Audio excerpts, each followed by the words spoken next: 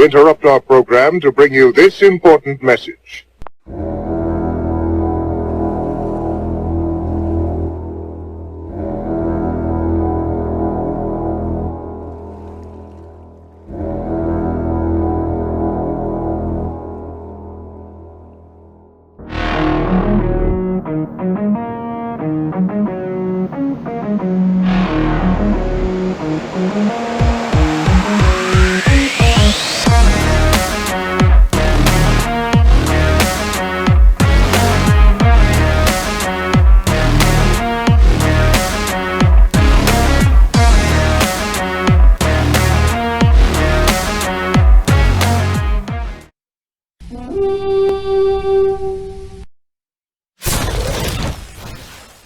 Good evening, everybody. Episode 43 of Vikings Uncensored. A pretty boring, nondescript week this week. Not much going on. I guess there was two little things. I guess Two small things, yeah. Monday morning. Monday morning. About 8:30 local time, the Minnesota Vikings fired, as most people expected, Coach Mike Zimmer. Right. The one that did come as a bit of a shock is they also fired General Manager Rick Spielman. You're fired! 40 years they've been trying. You couldn't fire somebody if they were horrible, doing a terrible job. And now you can say, you're fired. Fired. I beg your pardon? Fired. But I... Fired!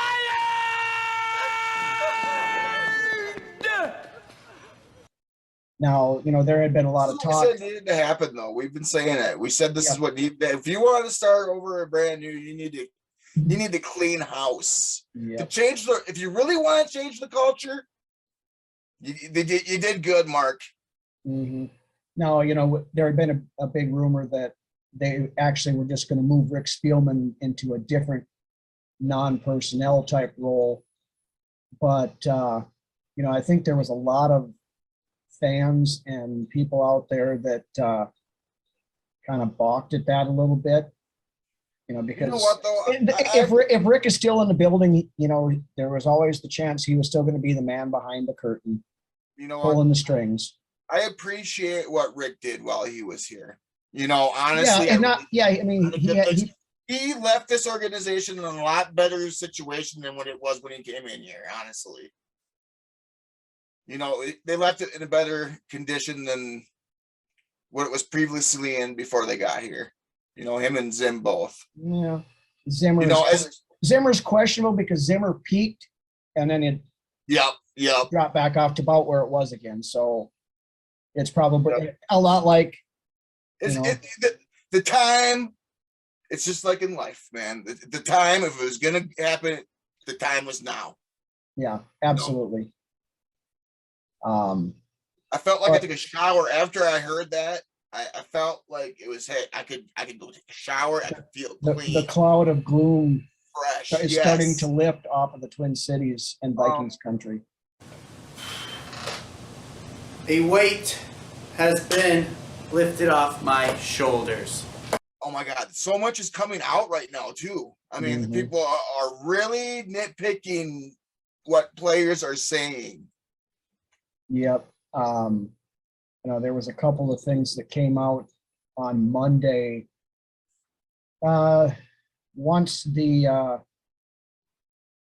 shroud had been lifted, so to speak, Eric Kendricks was one that came out and said that kind of talked about some things and threw a little shade.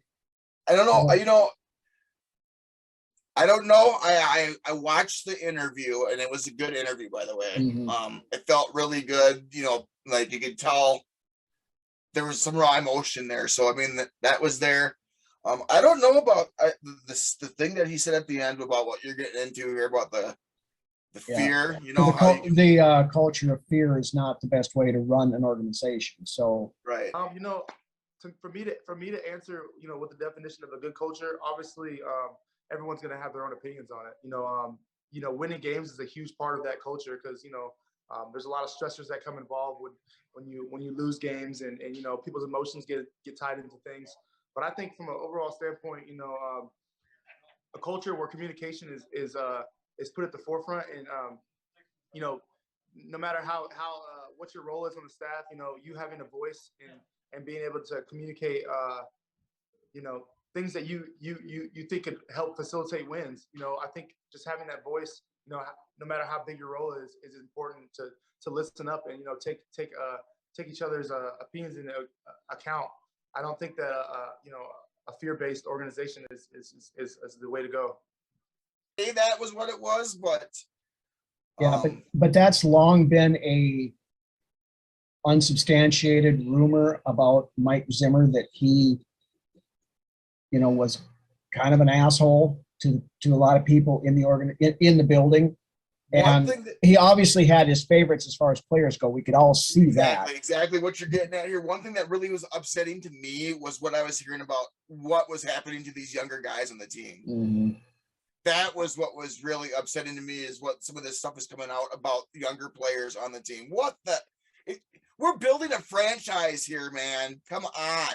Yeah, basically, if you weren't one of Zimmer's guys, anything you said didn't really matter, and it was basically, you weren't seeing the field unless you had to see that was the absolute last case scenario. It's sad and it's really upsetting. Mm-hmm. And then there was some other stuff. I know Brian O'Neill was one that came out and was talking to about people, passing coaches and stuff in the hall. One coach in the morning. How are you? Yeah, you just would walk right by people and not even say hi, whatever. Just kind of. One of the big things is the communication thing too. Mm-hmm. No communication. These guys want to be able to communicate, but these players aren't feeling like they're being heard. No. This is I'm getting goosebumps, guys. Seriously, this is a good thing. This is a good thing. It's time to embrace it, and I want to be like we were in the 70s when teams like we have been alluding to for weeks, Ryno. We want to be respected again. Yep, absolutely. But now, before we get too far down the rabbit hole about the firings and stuff, I mean, we've said most of what we need to say about Zimmer. I think there's a couple other things I want to touch on real quick, but just a reminder to everybody, keep watching during this show. Sometime during the show, I think probably towards the end of the show, we are going to be giving away this Adam Thielen limited edition print. It is time. Yes. We've had a bunch of people that have signed up over the last 8 weeks that we've been running the contest. Thank you all who have participated. The names are in our own little the bag. Viking culture, kind of appropriate for the stuff that's going on this week. We will have a new culture and we'll have a new winner later on in the show. So you guys make sure you stick around for that. I'm going to do a quick plug. Congratulations to my North Dakota State Bison for winning the 9th national championship of the FCS in the last 11 years on Saturday last week. So thumbs up. So I figured Drew and Ted can wear their Ohio State and Michigan stuff. I'll wear my Bison hat for this week. Hell yeah. We will do a real quick wrap on the Bears game, and then we'll get into some more of the coaching stuff. We have a list of potential GM candidates we'll go over here in a little bit. Then, of course, we'll have our contest pick later on, and we will also pick the winners for the wild card weekend coming up this weekend. So with that, we'll roll into the Bears game real quick. Largely meaningless game.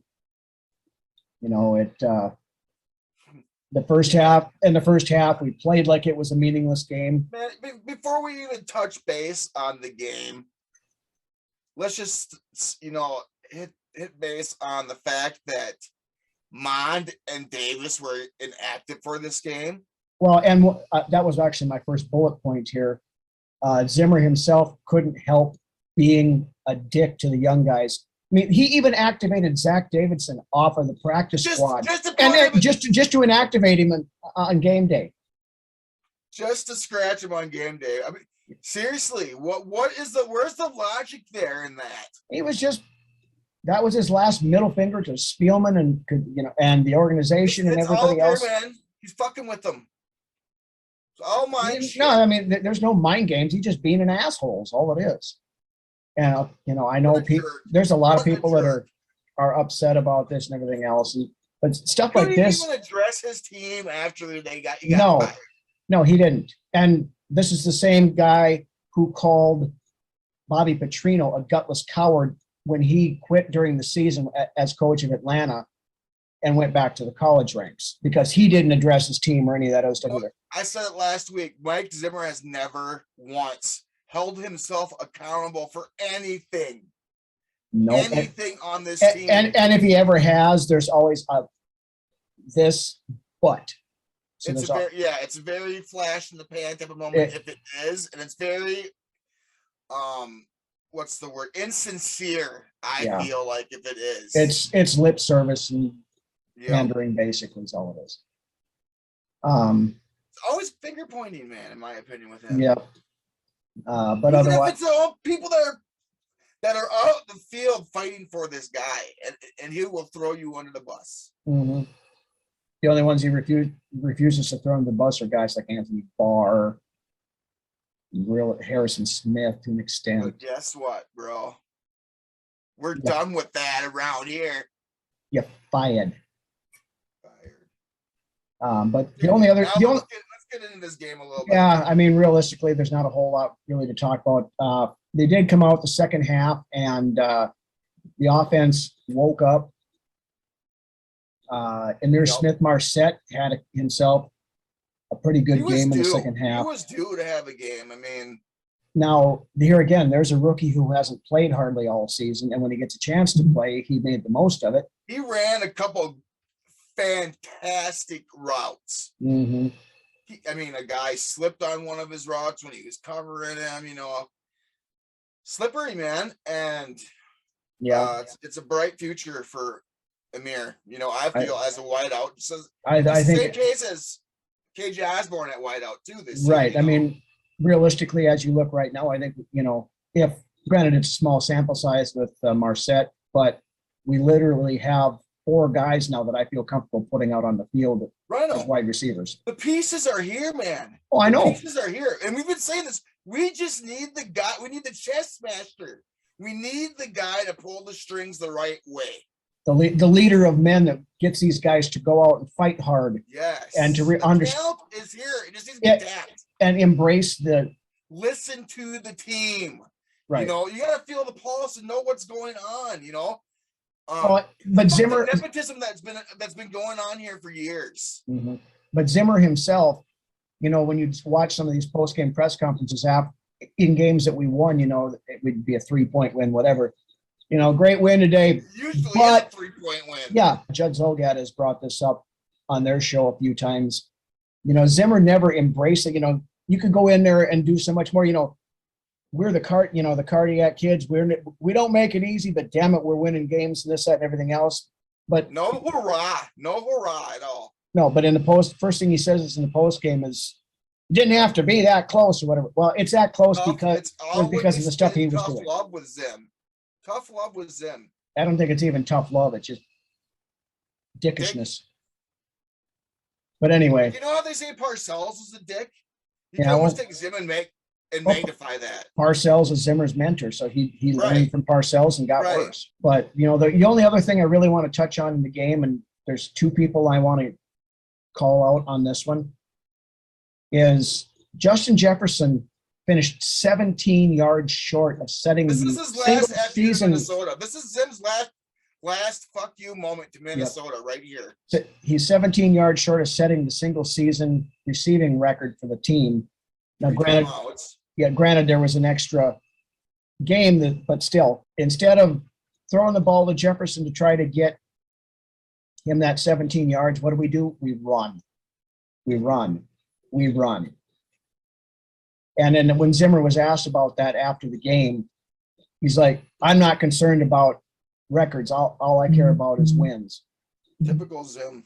The players were all talking about the record on the sidelines. They knew how close they were. For example, Tampa Bay game this weekend.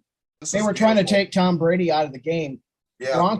Gronk was one reception short of getting a $500,000 bonus. He literally said, "You ain't taking me out." Tom Brady refused to come out of the game until he got Gronk that reception. Yep. Kirk Cousins could have done the same thing. He would never do that. No, I know he wouldn't, but he could have. He could have went out there. Okay, JJ, I know you only need 17 yards. They just called a running play. Screw this. I know neither one of these guys are going to be here next year. We're going to get you that 17 yards. But Kirk didn't do that either. That's the type of player I want.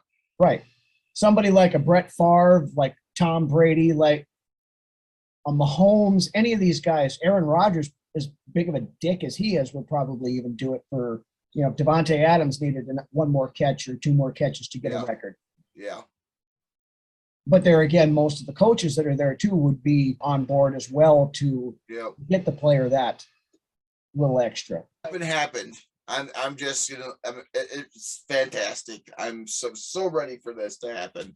Mm-hmm. Beyond that, I guess one other thing, this could have been the last time, or will be the last time, that we potentially see several veteran players wearing purple. Kirk Cousins, of course, his status is up in the air and won't be decided until the new regime gets in here. And this is going to be the case with all of these guys. I think it'll be GM, head coach, and then from there it'll be deciding what you're going to do with Kirk. Right. Well, and not just Kirk. You've got Michael Pierce. What do you do with him? Of course. You've got Danielle Hunter. Danielle Hunter. What are you going to do with him? Harrison Smith. What are you going to do with him? Yep. Dalvin Cook, even potentially. Anthony Barr. Patrick Peterson. Well, Anthony Barr at this point is a free agent. Well, yeah, they can void out his last year's of his contract, voided, but whether or not to bring him back, which I doubt that they would. Same thing with Patrick Peterson. If you can get him back on a decent deal. Xavier Woods, like I said, is another one. Right. You're going to retain some of these guys until after the draft, and then after the draft, it's really going to be telling of where your roster is going to be sitting at. Right. And when we get to that point, we'll break down players and all that stuff. Of course, I just wanted to mention that, hey, we're not going anywhere, people. No. At least not for long, anyways. No. So. Beyond that, I think we'll move on. We've kind of hit the Zimmer thing enough. We don't have to talk about Mike Zimmer anymore. So that's fantastic. So for people who complain that all we do is bitch about Zimmer, we're done bitching about Zimmer because welcome to Vikings Uncensored. A new day has dawned, ladies and gentlemen. It's a new day. Yes, it is. But with that, we'll roll into some of the GM candidates that are getting thrown, the names that are getting thrown around as potential candidates that could come here or elsewhere. Now, one thing before we get into this, I'm seeing a lot on social media and everything else. People are, this is Tuesday night when we're recording. 24 hours later, there are people that are freaking out because, the Vikings haven't officially brought anybody into, or, scheduled interviews with anybody and everything else. The one thing we got to think of, a couple good things here. One, this is a pretty plum job for both GMs and coaching candidates. I mean, you look at everything we have here. We said it weeks ago. We said it the best. This is good. This is the hottest landing point, I believe, in the entire NFL. And this is, I'm trying not to sound like a homer, but I mean, we got the facility, a great stadium. Yeah. Brand new practice facility. There's already, a 5-star wide out here. We have questionably a 5-star running back when healthy. I mean, you've got an ownership group that has proven time and again that they're willing to spend money, and they more or less stay out of the way and let the GM and the coach and everything run the football operation side of things. You know what? Mark Wilf said exactly what he needed to say and what fans wanted to hear. It's exactly, he didn't say we want a championship. He said we want championships. Yep. And that's what we've been clamoring for on this show, and there's a few others, Drew and Ted, and Mackie, I love how we Mackie and Judd, those guys. Just good enough. We want to be great, and that's what we want. That's what we want here at BU. That's what VR's always preaching as well. We want to be great. We want players that want to be great. We want to go out championships year after year after year and not feel like we're asking too much because we deserve it as a fan of this organization. Yep. Why not us? Why not now? The time is now to make that push. We've been sitting here for over a half a century trying to get somewhere. Let's get there. Mm-hmm. But anyways, we'll roll into some of the GM candidates here now. Granted, you know, most people have heard a lot of the coaching names that get thrown around. When you start talking about general managers, it's a lot more obscure, I guess, as far as some of the things. But there are more money area because they're not as, the names aren't thrown around as much as, you know, your head coach names are. Right. So the first one we'll talk about is probably my favorite one that of the guys I've looked at so far. Current assistant general manager for Indianapolis, Ed Dodds. Oh, yeah, Dodds. Yeah.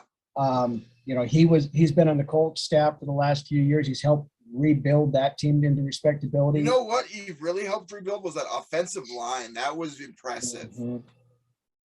Went from being one of the worst units in the league to being one of the best units in the league. Yeah, within a span of about 2 years. Yep. But then beyond that, the line, you've got players like Jonathan Taylor, Michael Pittman, Darius Leonard, so on and so forth. Yep. And beyond just the work he's done in Indianapolis, he was also assistant GM in Seattle when they built the Legion of Boom, when they brought in Bobby Wagner, when they brought in Russell Wilson. Yep. You know, so he's got a very good track record of at least being a part of building winning organizations. Right. The second guy on the list, I really know nothing about this guy, but I've heard a potential rumor that this is probably one that the Vikings are wanting to bring in. Kwesi Adolfo-Mensah, who is the Browns VP of football operations. He's a big analytics he's a guy. Great young man. Yeah, he's a real up-and-comer young guy. I think is he even 40? I'm not sure. I think he's young. I think he's still in his 30s. Yeah, like mid 30s or so. But he's generating quite a bit of buzz around the league. I'm sure you got this guy wrote down too. If we're looking to if we're looking to promote from within, Jamal Stevenson. It's probably not a name that could be tossed out there as well. Yeah, he was promoted up to basically George Payton's role when George moved to Denver. Myself personally, I don't know that I want to promote from within, and I don't think the Wilts are going to do that either. But I really don't think so either. But it's a name that's getting tossed around. Yeah, a little bit. Then the next one is Mike Borgonzi, who's the assistant general manager for the Chiefs. He's generating some buzz around the league now. I don't know if I've heard polls from over there in Chiefsville too, as well. Yeah. Yep. The next one, Brandon Brown, who's the Eagles director of player personnel. He's, according to a lot of stuff I'm reading, he's one of the fastest risers throughout the management ranks, in the league in the last few years. He was a college player. He's got a law degree, a coaching background in college, scouted for the Colts, and oversees Philly's pro scouting department right now. So, okay, he's got some stuff to him.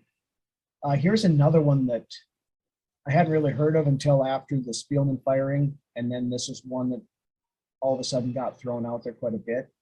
Will McClay, the Cowboys executive vice president of player personnel. So basically he's working right alongside, of course, Jerry and Stephen Jones are the de facto GMs, even though they're the ownership group too. But McClay basically is doing most of the work of what a GM and player personnel person does.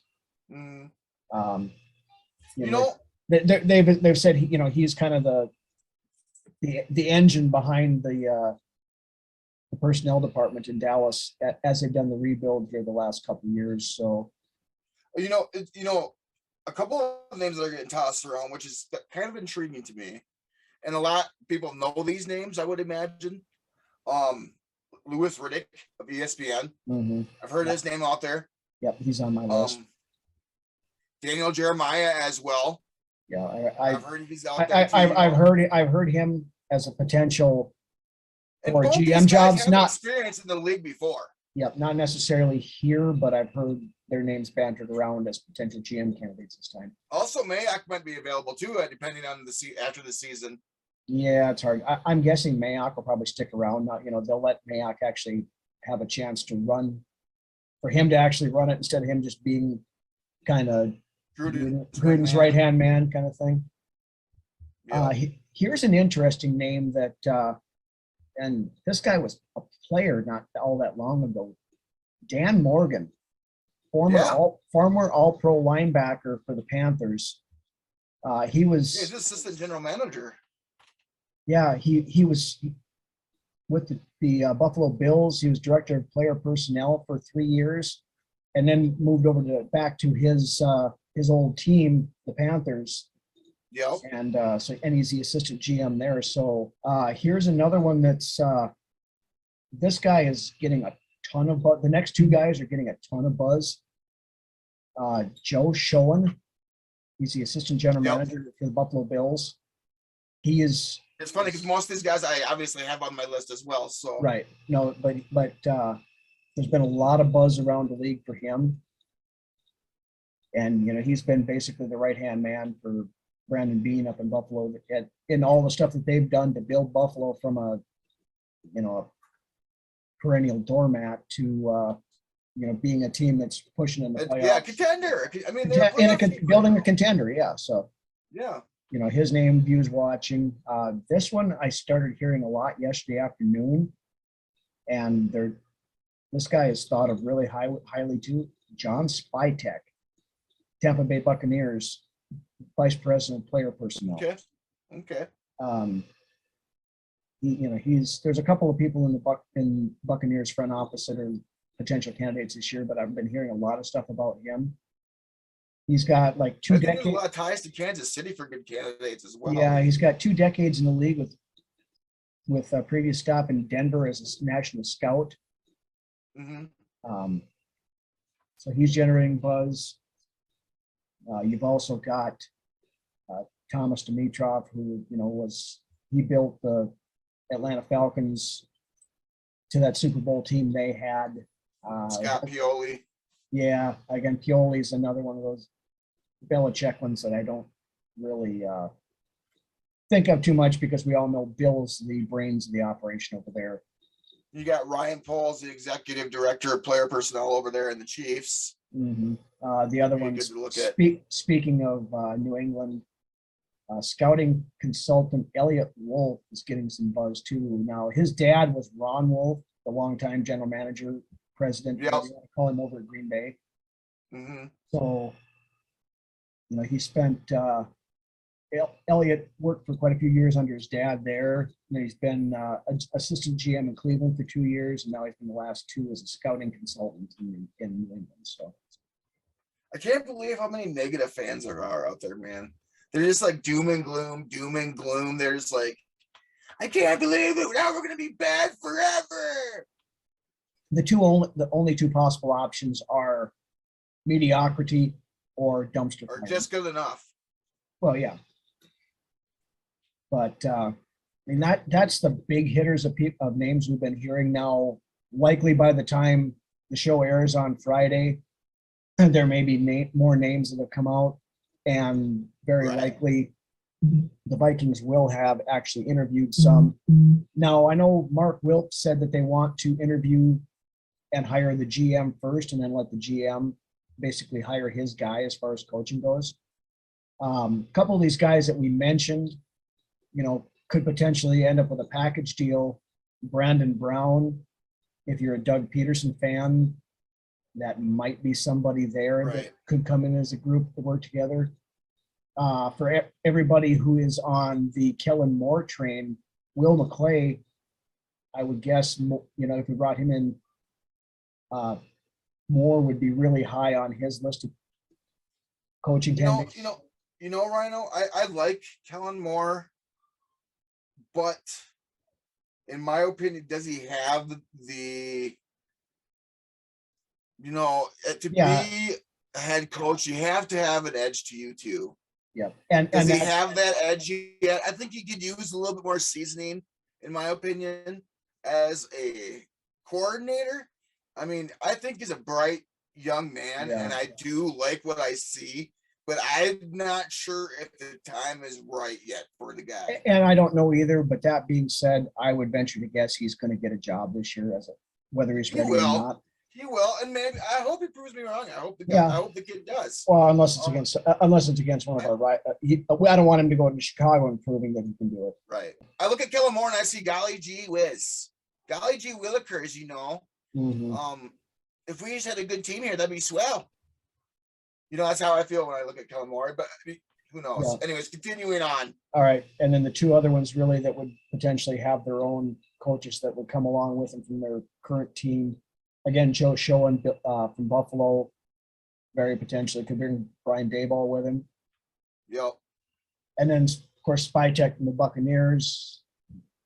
You have two options there. You've got Leftwich or you've got Todd Bowles. I mean, the options. Now, if we brought a GM from Kansas City to Minnesota, chances are they'd be looking at bringing the enemy with them. It's possible, yeah. So if you brought Barganzi in there too, I glazed over him on the way through here, but so that's all possibilities.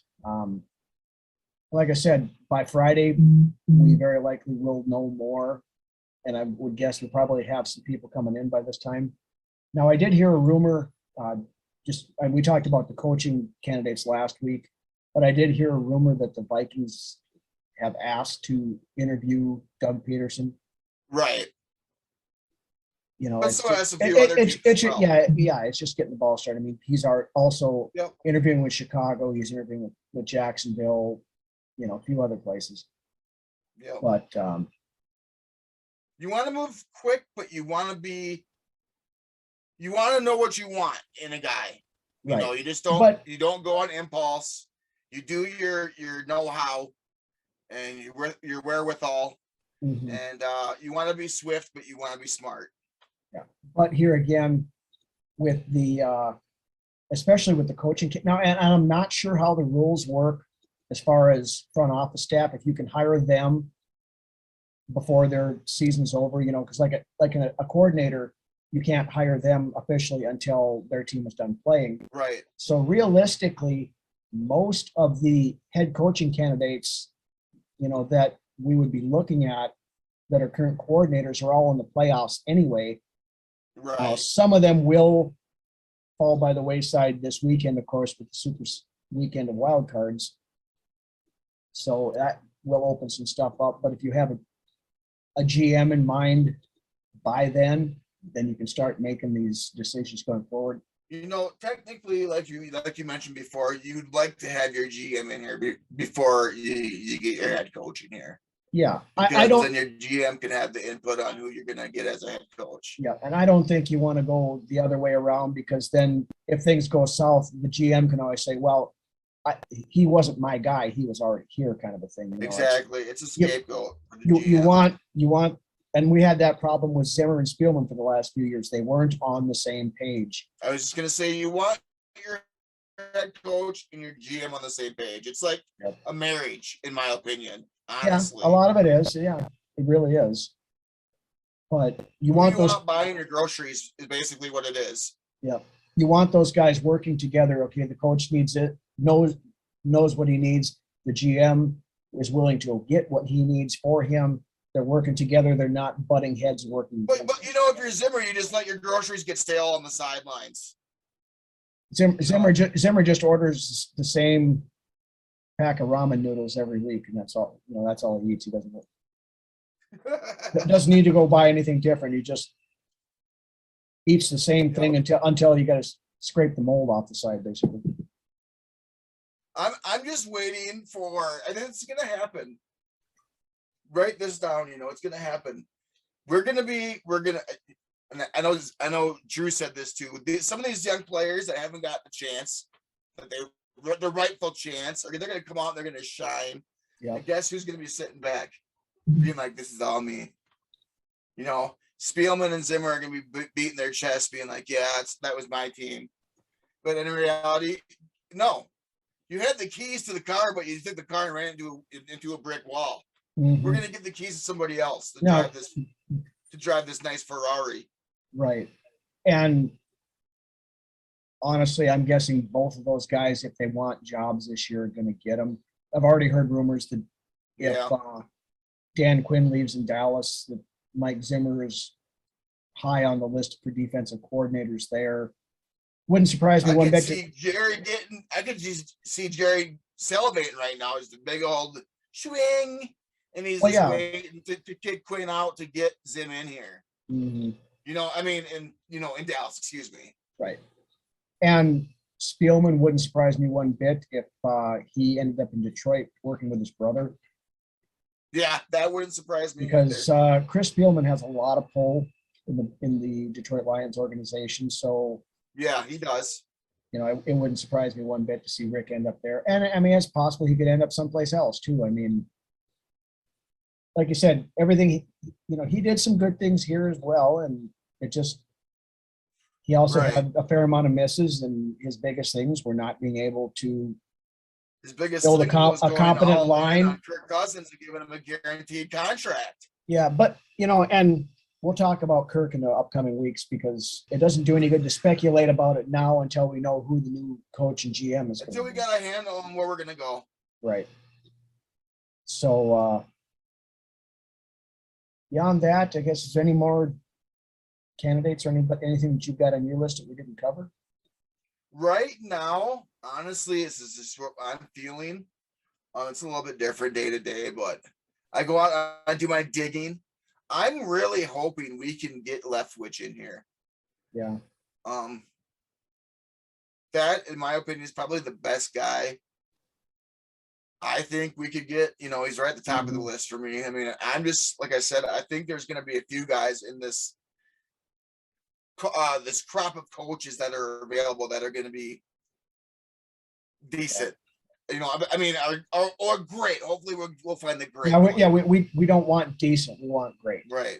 We already had decent, and decent isn't good enough. I mean, as far as GMs go, like I said, I'm a big Ed Dodds fan. I like what he's done. Just scratching the surface, looking at some of the stuff. There's a ton of them on that list. I mean, we go from Frazier, who was very stoic, very Dungy-like, but didn't have that Dungy aura about him, really, Right. Who, speak of the devil, Frazier, who's looking at possibly getting another coaching job somewhere. Chicago's interviewing for the head coaching job, which of course, Frazier played for Chicago for quite a few years, right? Back in the 80s. Right. But anyways, just part of that 85 team and everything. You go from somebody like Frazier, who, in my opinion, kind of let the locker room do whatever the fuck they wanted to. And with Frazier, his thing was, well, we got to go back and look at tape. Yeah. Well, the thing with Les Frazier, from everything I've heard, everybody that I've seen, Les Frazier is legitimately one of the nicest human beings on the planet, but he's real quiet and soft-spoken. What was that? I said Les Frazier is genuinely one of the nicest people on the planet. Oh yeah. I could tell that by. See, that's the thing though. He was just too nice. Mm-hmm. He was too nice, and I mean, that's why fans liked him, and fans were wanting Leslie after Brad. Fans were asking for them to give Leslie a shot at the coaching gig. Well, the thing with Leslie is he was too nice, and that's why they brought in Zimmer. We went through that cycle. We had Brad Childress, who was a first-rate dick. Brad Childress' ego is off the map, dude. Yeah, I mean, he's always the smartest guy in the room and one of the most pompous sons of bitches I've ever seen put on a coaching headset. Then you go to Les Frazier, who's a complete 180-degree polar opposite of that, and it got to the point where it went too far. So then they bring in Mike Zimmer, who the Iron Fist of Mike Zimmer. Mike Zimmer was a complete and total jackass as well, but at least he had a personality. Brad Childress didn't have a personality. Right. And that Frazier was one. He was one. You got consistency with Frazier as far as personality went. Right. It was the same but thing. But the thing with the thing with Frazier is he was always genuine anyway, the other guys. Exactly. And whether we go offensive guy, defensive guy coming forward, and we talked about this last week, it really doesn't matter. We need somebody who's a leader of men, somebody who can get the right coordinators in here to work with these young players. Clamoring for communicator, a good communicator. You want somebody that these players are going to go out and, like they always used to say, oh, Mike Zimmer's players love him. They're going to run through a wall for him. Well, after a while, that's coming out that that's not how it is. Right. And like you and I said, and have alluded to in the past, it was like the 10 commandments of Mike Zimmer. And that was what it was. And it wasn't, and you couldn't add to it. You couldn't take away from it. It was set in stone, and that's how things went. Yeah. And Kendrick said it too. He's like, I wish we had more ability to go into the coach's room and give them ideas and what we thought of what would take to win games. Right. He felt like they weren't being heard as players. Yeah. So, but we promised we'd quit talking about Zimmer, so we're going to quit talking about Zimmer and we're going to move on here. With that, we will roll into another one of our classic beer commercials. So, guys, head to the fridge, grab yourself a cold one, crack her open, and we'll be back in a minute. Excuse me. I'm not the same crazy coach who used to storm around the sidelines yelling at the officials. I've learned to relax, and I drink light beer from Miller.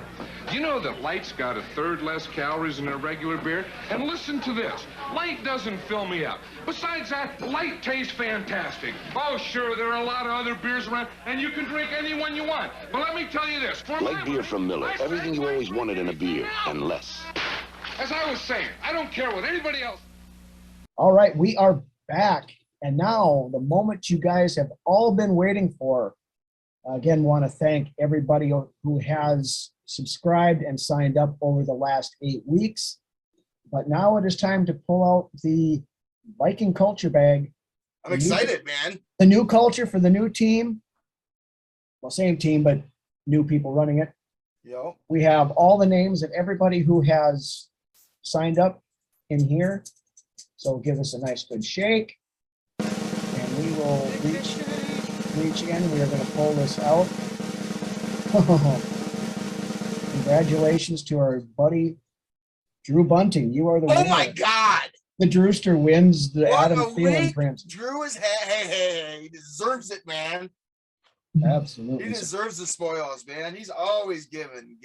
Yeah, and they give Thank away you, so buddy. much stuff on there. So again, Drew Bunting.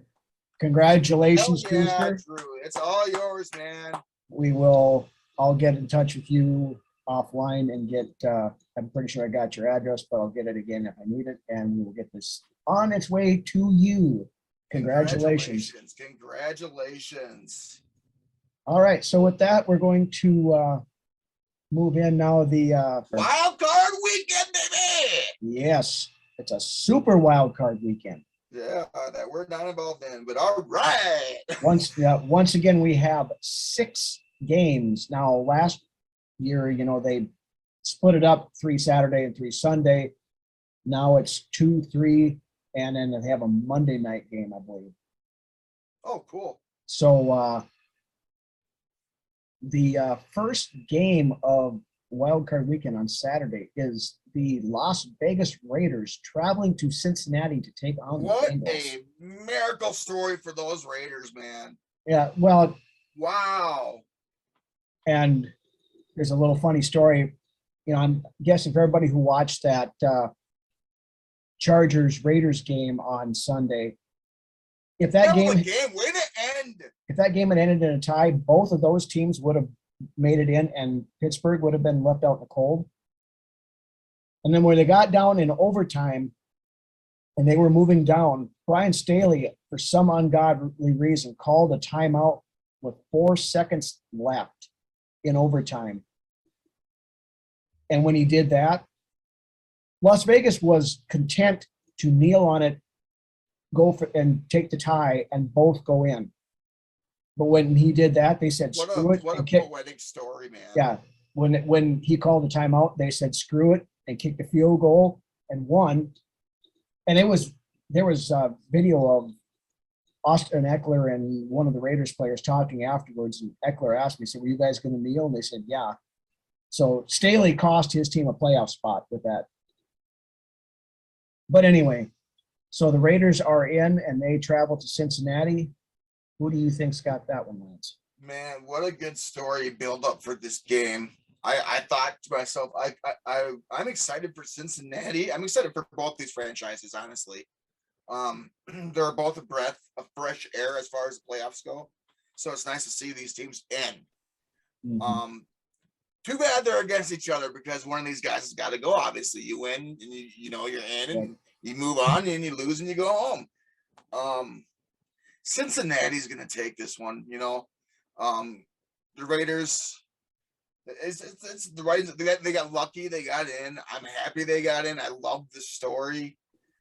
But Burrow and Chase and Boyd and Higgins, man, they're on fire right now. That Cincinnati team is on fire. They're full of swagger. That Cincinnati team is going to take this game. Yeah. And like you said, it's a nice story for the Raiders, you know, with the whole John Gruden thing they got thrown in their laps in midseason. Was it Versace, I think is his name? Yeah. If he wins this game, I think that he gets to stick in that spot as coach. I wouldn't be. I'm not saying that if he loses, he's going to get kicked out of there, but no. But I mean, they're really giving him a good look. He's got a legitimate chance to keep that job open Las Vegas when you know the season's over here. Right. But I agree with you. I think Cincinnati's playing too good a football right now. I mean, they seem to have it figured out. We've looked. Burrow was, and it doesn't hurt that you have Joe Burrow playing his best ball so far of his I mean, he's thrown for seems like that anyway. But I mean, he's had 400 yards passing at least week 16 and 17. In my opinion, that's a guy that you want leading your team. Mm-hmm. Well, I was a big Joe Burrow fan when he was coming out of college too. I wish there would have been a way we'd have got him, of course. I know. But but yeah, I'm going to go with the Bengals as well on this one. Game 2. This is an interesting one. The New England Patriots travel to Buffalo to take on the Bills. A storied, rivalry between these two teams. Well, and they split the season series. The one game, they had that one where Mac Jones attempted 3 passes because they were playing in a gale force wind. This is probably going to be one of the better games of the week. Well, I mean, they're obviously all going to be good. They're all going to be good games. You can imagine so. Right, but Buffalo's offense, when it's clicking on all cylinders, it's real tough to beat. Now the only thing is, if they can somehow or another start shutting down the pass, Buffalo doesn't run; they can't run. So, but being it's in Buffalo, they're playing New England, so the weather isn't going to be as much of a factor. I was going to say, if it would be not going to matter too much. No, if they were playing the Raiders or somebody like that, it would probably be a bigger deal. But I had Buffalo as my preseason pick to go to the Super Bowl, so I'm going to stick with them, and I think they're going to send Darth and company home empty-handed this year, so I'm taking Buffalo. Well, it's good that you said that because I'm actually at the opposite side there. I think Bill knows how to win, in January. He knows how to game plan. He's one of the best game planners that the NFL's ever seen. Mm-hmm. He gets down to numbers. He knows how to do matchups really well. He knows who's going to beat who. For the Buffalo Bills to win this game, they have to beat Bill. Yeah. And what he comes up with for a game plan. I think with the inexperience, really, as far as Josh Allen goes, Josh Allen's got more experience than Mac Jones does. That's very true. I just think that New England's going to walk away with this one. I think it's going to be a good game, but I think Darth is going to come out on top again with this one, and Mac Jones is going to take it to the next round. Yeah, I mean, if it's a low-scoring game, I think that plays into New England's favor a little bit more. And it wouldn't surprise me one bit to see New England win this game, but I'm not a Patriots fan, and I picked Buffalo earlier, so that's why I'm going to stick with them. Yeah, I mean, it wouldn't surprise me at all to see New England win this one. You know, based on the fact that they have one of the best coaches in the last, couple decades Right. at the helm. So that's definitely working in their favor, in my opinion. He's getting a game plan. As far as Buffalo's front office and all that, they're still fairly fresh. And I mean, this is a big game against a good team. Yeah. So if Buffalo beats New England, they'll definitely get my attention. Game is the Philadelphia Eagles traveling down to Tampa Bay to take on Tom Brady and company. I like what Jalen Hurts is doing there in Philly. I don't think Philly's quite there yet. I see Tampa Bay, getting hot like they should, and I see him walking away with this one. I see Tom and company walking away with the win here. And I think they take care of it. Now, I haven't heard if Mike Evans is going to play this week or not. We know Godwin is out. Of course, we had the whatever the hell that was with Antonio Brown, who's no longer with the team after that deal of his. So I mean, they're short-staffed. The Eagles' defense isn't terrible either. So there's a possibility that the Eagles could go in there and knock Tom out of the playoffs. I don't know if it's ever happened. I can't remember if it's that Tom Brady has ever been beaten in a wild card round. I don't think so, but yeah, and if we're wrong, you guys can correct us in the comment section or whatever. But yeah, absolutely. But yeah, I'm taking Tampa on this one too, I guess. But here again, it wouldn't surprise me to see it go the other way either. The middle game on Sunday, San Francisco 49ers travel to Dallas to take on the Cowboys. This has the potential to be a very intriguing game, I think. Yeah. We have Dallas with their high-powered offense. Storied rivalry between these two in the playoffs. Actually. Yeah, harkens back to the 90s when. Back to the mid-90s between these two. Oh, back and forth. Deion Sanders on both teams at one point. Then of course San Francisco's defense, which has been their strong suit for the thing, and the running game has been working really well. And say what you will about him, but Jimmy Garoppolo he goes out there and he wins games somehow. You watch him play some of the time, and it's like, how is this guy even a starting quarterback? But yet when you look at the end of the day, they have a W in the win column. That's a scrapper, man. He is. I'm gonna have to go with. I feel like San Francisco's gonna pull it out. Stronger defense. This was going to be my upset special, and I was picking San Francisco to pull this one out. Like we said before the season, if San Francisco figures out a way to get it going, they're going to be a tough out. That defense isn't nothing to F with. And I think they get it. The defense is going to be able to shut down Dallas, and I think they're going to get the win this week. So, next game is the Pittsburgh Steelers traveling to Arrowhead to take on Patrick Mahomes and the Kansas City Chiefs. This one probably has the most likelihood of being a complete and total blowout, I think. I mean, for most of all intents and purposes, Big Ben is burnt. We all know that shot, man. In my opinion. Yeah, I mean, it's pretty well known that he's going to retire at the end of the season, one way or the other. Good for him for getting in the playoffs. So I mean, for real, right? But now you look at their defense.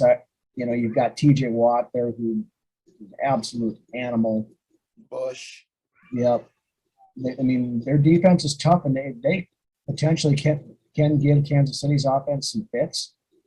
But I just don't think Pittsburgh's offense is going to have the firepower unless they can get Najee Harris going for a ton of yards on the ground. Yep. So They I'm got their work cut out for them. Let's just Yep. put it at that. Yep, I'm going to take Kansas City in this one. Then. Yeah, I'm gonna have to go Kansas City as well. They were slipping a little bit earlier in the season, but that you know, it didn't all come crashing down.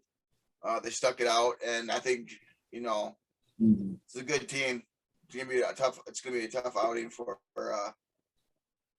Pittsburgh. So I'm gonna go Kansas City as well. And then the final game, which is on Monday, the Arizona Cardinals, who for a better part of the season were right in the running for the number 1 seed, now end up as a wild card team and have to go to SoFi Stadium to play the Rams. Now this one, a good lineup of games, man. Yeah, this one is going to be, I think, a lot like the Patriots and Bills game. It's going to be a back and forth. It's going to be, you know, because both of these teams their offenses can pretty much score at will. You know, good defenses. It all depends. To me, it all depends on. It's going to come down to which quarterback makes the least amount of mistakes. Yeah, I mean, we've seen it. Stafford has been making a ton of them lately. Yeah, he's thrown a pick 6 in like 3 straight games or something like that, I think. Yeah. It's going to come down to which quarterback best manages this game. Yep. And here again, you know, Arizona, the last half of the season has been kind of a Jekyll and Hyde type thing. It all depends on which Arizona shows up. You know, if they're on, then I think Arizona can easily win this game. You know, it's a division game for these guys. So again, they know each other really well, which makes it even more interesting. For me, I think the Rams are going to pull this one off.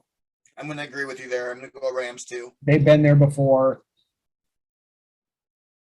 Stafford, I believe this would be his first playoff win if they get a win this weekend. So yeah, of course. But, of course, it's his first playoff win. But wins aren't a quarterback stat. So looks like we're not going to have much of a competition because we each picked the same winners this week. So no, I went New England. Oh yeah, you went New England, so that's the one difference. So we'll see how things go here, and then of course next week divisional round, we'll see who we got. Then you'll bring Tennessee and Green Bay back into the mix as well. So Tennessee, way to get hot, man. Yeah, and at the right time, Derrick Henry is due to come back off injured reserve. I think he's practicing actually. Wow. So I think there's a good chance he might play next week. But we'll see what things go there, and we'll enjoy here again. This is, you know, it sucks that the Vikings aren't in the playoffs, but grand scheme of things, you know, we're looking ahead at things to come, better and brighter days for this team. Yep. And it's kind of nice sometimes too, just to sit down and watch good football games and not have there's a good slate. There's obviously a good slate of games, a lot of good matchups. Right, but to not really have a dog in the fight is kind of almost, you know, from how we sit watching Vikings games all season, chewing on glass and biting our nails, everything else, just to sit back and enjoy football. It's not always a bad thing. Right. But with that, that's about all we've got for tonight. Again, want to thank everybody for watching. Congratulations once again to Drew Bunting for winning this beautiful Adam Thielen limited edition print. If you're enjoying what you're seeing, and believe us, guys, stick with us here. We've got a lot of new stuff coming up. We're going to be here for every part of this rebuilding of the team. New GM, new coach, new players, a new culture, hopefully a winning culture, and the right people coming in here to build this team into a perennial Super Bowl contender that fan base deserves. So make sure you like and subscribe to the channel. Hit that little red button down below there. Hit the bell so you don't miss an episode when it comes up. Again, with that, thank you everybody for watching. We appreciate it from the bottoms of our hearts that you guys are sticking with us. Continue with it. Bigger and better things are coming. So again, thank you everybody. With that, why don't you take us out of here, Lance? Thanks, guys, especially to the ones that have been here with us since day one, that have been here with us throughout this entire journey this season. Wow, man. The end of the year, like I've said before, the NFL season's always the fastest part of my year. It's just week one. It's week one day, and then the next thing you know, it's week 17, week 18, you know. Mm-hmm. So it flies. I'm so excited at what this franchise has ahead of them. People are so worried that this is a complete rebuild. The pieces are here. It's not like you have to blow up the entire locker room. The pieces are here. All we need is the puppet master, you know, the one to work all the strings and call the right plays and get the right personnel in here that want to win championships in Minnesota. Who wouldn't want to come here and get Minnesota their first championship? Yeah, I want to hang on to this guy. I would love to hang on to this guy. I don't want to lose him. So let's get somebody in here that wants to contend for a trophy every year, not be just good enough to get the playoffs and roll the dice and see what happens. Right. All right. With that, we will see you guys next week for episode 44. Thanks again for watching, guys. Skol.